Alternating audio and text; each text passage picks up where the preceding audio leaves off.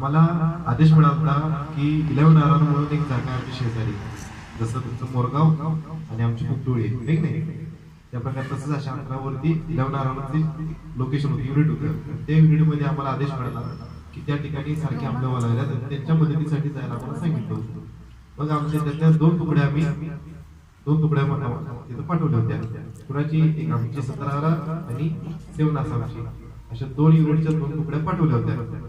त्या ठिकाणी ऑपरेशन करायचं होतं. आम्हाला आदेश होता त्या ठिकाणी जंगलामध्ये अतिरेकी वगैरे आल्या, आतंकवादी वगैरे आल्या आणि त्यांना संपवायचं आहे, त्यांचा खात्मा करायचा आहे.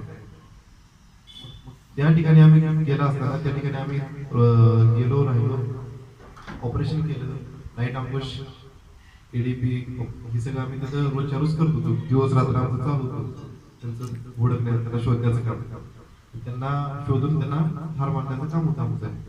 मग 22 तारखेला मे 22 तारखेला आम्ही सकाळी 6 वाजता आम्हाला रात्री आदेश मिळाला होता की सकाळी एडीपी जायचं आहे, म्हणजे रेकी करण्यासाठी जायचं होतं जंगलमध्ये.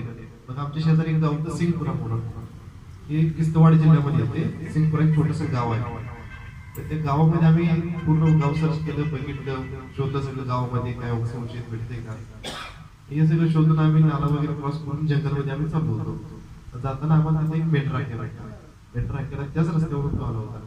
त्याला विचारलं, बाबा तू कुठून आलास, काय आलास, तुम्ही किती जण आहे, किती लोक तुम्ही वरती यायचा, जनावर कोणते नव्हते, सगळं चौकशी करून त्याला विचारतो.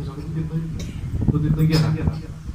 पण त्यानं आम्हाला हे सांगितलं की वरती कोणतं बसले म्हणून, किंवा त्याला माझ्या माणसासोबत हत्यारबंद माणसं आहेत, तर आम्हाला हे सांगितलं नाही. तो बिना सांगितलं तसं गेला. त्यानं जर कामात सांगितलं तर आमच्यासोबत असं काही घडलं नसतं. त्या दिवशी त्यानं न सांगितल्यामुळे आमच्यासोबत ही सगळी घटना झाली.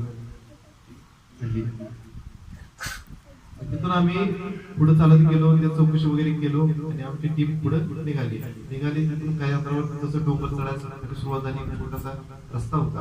आता तुम्ही एवढी सिंगी बसलाय नाही एवढ्यामध्ये, एवढा ह्यापेक्षा पण लहान छोटासा रस्ता होता. अशा रस्त्यावरून जात असताना खालून वर चढत होतो आम्ही, चढ होता आणि ते आतंकवादी वरती उंचीवर बसले होते की वरून आमच्यावरती हमला करतात. आणि वरती चढताना खालून वरून पूर्ण खालचं दिसतात ते. अशा ठिकाणी तिथे झाडाच्या आडुशाला, मातीच्या आडुशाला, मोठमोठे माती, ढीग, दगड त्यांच्या आडूसाठी चारी बाजूने बसले होते, तिन्ही बाजूने. आणि आम्ही जे पुढे होतो, कोण 1 नंबरला संदीप गायकर जो शहीद झाला, 2 नंबरला प्रदीप कुमार आणि 3 नंबरला मी आणि माझ्या पाठीमागे माझी टीम होती. आम्ही तिथून पुढे होतो.